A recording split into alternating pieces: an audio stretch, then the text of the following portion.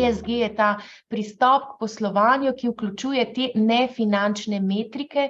Ko govorim o nefinančnih metrikah, seveda govorim o celostnem upravljanju, tako z vidika upravljanja nadzora, strateškega pristopa, upravljanja tveganj in priložnosti, potem pa seveda te metrike, ki so v megavatih, v kubičnih metrih, v enotah in tako naprej. Torej, povpraševanje po teh preglednih trajnostnih praksah raste, tako na trgu z vidika regulatorjev, kakor tudi z vidika odnosov z financerji oziroma z finančno javnostjo v obliki vlagateljev in drugih, se pravi, finančnih storitev. Torej, ESG se po eni strani sooča s tako imenovanimi mehkimi intervencijami, to pa pomeni vrednostni sistem na trgu z vidika socialnega dialoga se spremlja, to pomeni, da je na vseh ravneh družbe to pomemben del diskurza, dialoga, vrednosti in ugleda. Po drugi strani so pa tudi trdi posegi, s katerimi se soočamo v obliki predpisov, ocen, tudi v bistvu naložb, ki same po sebi govorijo, v katero smer pač gre prihodnost. Ne bom preveč izgubljala besede, ne bom odžirala dragocenega časa v našem dialogu, bi pa vseeno rekla, da do sedaj, dokler ni prišel ta ESRS, se pravi European Sustainability Reporting Standards, vemo, da novembra je bila objavljena ta zadnja verzija, ki pričakujemo, da bo tudi potrjena na politični ravni, je pač ESG tudi z vidika velikih teh mednarodnih globalnih rating hiš, ki izdelujejo ocene, in tudi z vidika različnih inštitucij bil razumljen z različnimi modulacijami, kaj je komu bilo pomembno. Seveda, govorili smo o teh treh stebrih, okolje, družba in upravljanje, ampak kaj se je pa podrazumevalo pod temi stebri, se pa skrivajo pač marsikje tudi v nekem smislu male Pandorine skrinjice, kako se kaj uteži, glede tudi malo na vrednostni sistem, kaj je komu pomembno. Torej, z vidika standardov, na podlagi katerih bo treba ponovno poročati, se pravi, prva skupina poročevalcev bo leta 2025 za poslovno leto 2024 in potem sledijo ostali zavezanci z gradacijskimi zamiki, pa dejansko v nekem smislu daje eno jasnejšo strukturo. Torej, če pa pogledamo samo razlogi, zakaj je ta dialog med nefinančnim in finančnim sektorjem tako izjemno pomemben, je tudi zaradi tega, ker je Evropa v svojem tem krovnem cilju leta 2050 postati neto nizkoogljična družba podelila finančnem sektorju skozi seveda regulatorne pritiske ali okvire posebno vlogo, kajti ugotovilo se je, brez torej spremembe finančnih tokov, tudi druge spremembe v gospodarstvu ne bodo v pravem času se preusmerile na tista področja, kjer so to potrebna po usmeritvah Evropske unije, tako da so pomembni torej inputi podjetij z vidika podatkov, tako z vidika o tveganju glede trajnostnosti zunanjih sprememb in tudi, če se lahko samo dotaknem teh sprememb, ki jih uporabljamo z vidika podnebja, ki gre za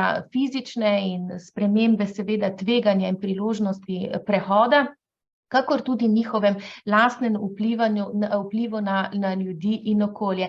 Torej, zahteve po teh informacijah so se povečale, torej vsi udeleženci imate sami svoje izkušnje, koliko takih in drugačnih vprašalnikov in analiz smo dobili v hišo, torej vse večja je ozaveščenost vlagateljev, ker se zavedajo, da pravzaprav tudi upravljanje s trajnostnostjo ni samo z vidika vrednostnega vidika v odnosu do nekih moralnih, globalnih vprašanj pomembna, ampak tudi z vidika dolgoročne finančne uspešnosti teh podjetij. Pa bi morda vas pozvala, najprej magister, hvala, vi imate nekako krovni pregled nad bančnim sektorjem, morda manj v drobovje vsakodnevne operativnosti, ampak nekako pregled tokov, kam stvari grejo, pa zagotovo imate izvrsten.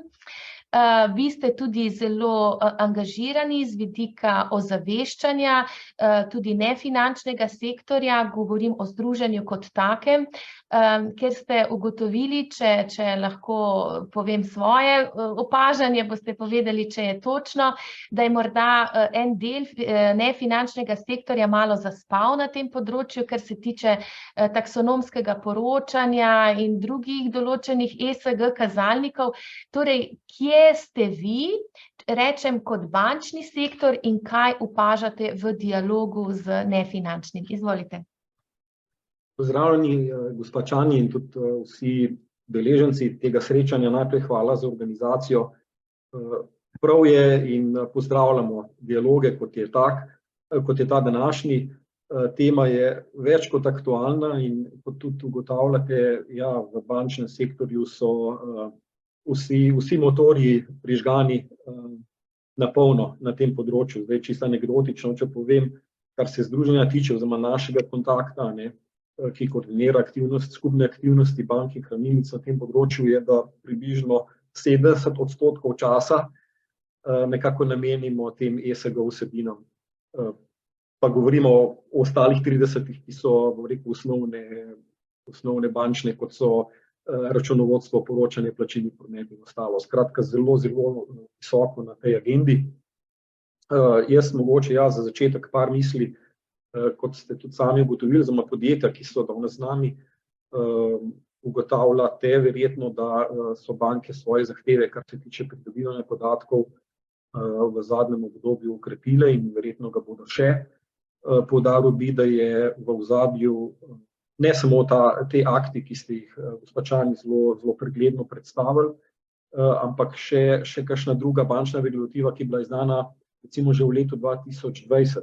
V osnovi gre za smernice organa EBA o odobravanju in spremljanju kreditov, ki v nekaterih členih pač zahtevajo, da banke v postopku odobravanja kreditov, ko presojajo kreditno sposobnost kreditojemalcev, dajo pač večji poudarek, oziroma eksplicitno določajo, da morajo upoštevati vse, torej tudi ESG dejavnike.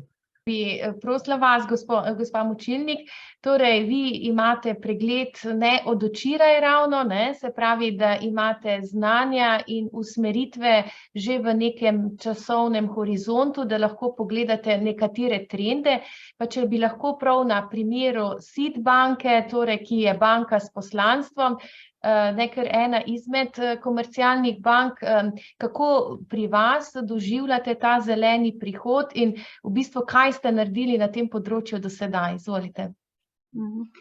Hvala, gospa Čani, za besedo in vabilo. Lep pozdrav tudi deležencem. Jaz bi se tukaj v bistvu mogoče malo navezala tudi na Kristjanov uvod. Mi smo banke smo bile nekako postavljene pred te izzive, predvsej prej, preden je bila sprejeta direktiva o taksonomiji in zdaj tudi objavljena direktiva o trajnostnem poročanju podjetij, ki sta v bistvu zelo jasni, egzaktni, recimo regulatorna akta, ki postavljata nek jasen okvir, kaj je okoljsko trajnostno financiranje, kaj se šteje kot okoljsko trajnostna investicija oziroma aktivnost, oziroma kaj so to ESG dejavniki. Skratka, naše te aktivnosti oziroma pač te regulatorne zahteve so bile postavljene nekje v letu 2019, veljale so za vse banke s sprejemom smernic o odobravanju in spremljavi kreditov Evropskega bančnega organa.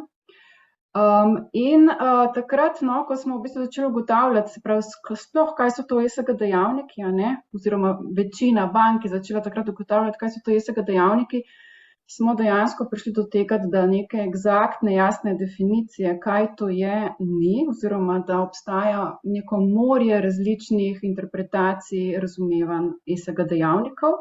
Še težje, ko enkrat smo prišli do tega, kaj to ESG dejavniki so, pa je bilo še težje razumeti, kaj so tveganja, ki izhajajo iz teh ESG dejavnikov. Tukaj je pa v bistvu eno tako tisto najbolj, recimo, težki del ocenjevanja. Gospod Šmigič, vi imate dobre izkušnje na področju naložbenih trgov, torej tudi vi niste od včeraj na tem področju in že imate izkušnje, kako se trg z vidika naložb obnaša v korelaciji z ESG, s trajnostnimi vidiki. Morda poveste, kaj se dogaja tako na globalnem trgu in kje je tu Evropska unija, namreč tu se pogosto sprašujemo med podjetji v praksi, ali se tu Evropa strela v kolena, kaj se to dogaja glede na konkurenčnost Evrope na globalnem trgu. Danes imamo torej odprt dialog, torej se pogovarjamo ne samo o tem stvari, kak bi moralo biti by the book, ampak kaj kaže življenje. Tako da vas prosimo za vaš ekspertni pogled. Hvala, Vanessa. Lep pozdrav vsem še z moje strani. Ja, kakor ste že na začetku lepo rekli, pač so nas politiki in celotna skupnost povabili tudi finančno industrijo k tem projektu. Zdaj razlogi so jasni. Imamo zelo velik leverage oziroma velik vzvod na celotno ekonomijo, tako da lahko ponudimo in recimo temu zelo lep korenček, kot tudi tako zelo veliko palco. In ja, v naši industriji je to pred leti povzročil kar en tak velik cunami. Veliko je bilo nejasnosti. Tudi strani regulative so se stvari odvile bolj kaj ne ad hoc, se mi zdi, s tem, da ja, ideja izvorna je bila in je še zmer po mojem na mestu. Te stvari je treba začeti upoštevati, živeti in jih izvajati, ker drugače se nam piše ena zelo taka, recimo, siva prihodnost. In ja, zdaj, kaj se je zgodilo v tem času od samega začetka pa do danes? Finančna industrija kot taka, kot celota, pa približno 70.000 milijard sredstev pod upravljanjem, ki so zavezane neki vrsti trajnosti. Se pravi, skozi različne produkte upoštevamo vse te vidike, vse te tri črke, se pravi E, S in G, na različne načine. Mogoče zelo sam na začetek, že prej ste pokazali, da se v skladu s FDR produkti kategorizirajo v skladu s tremi številkami, se pravi 6, 8 in 9.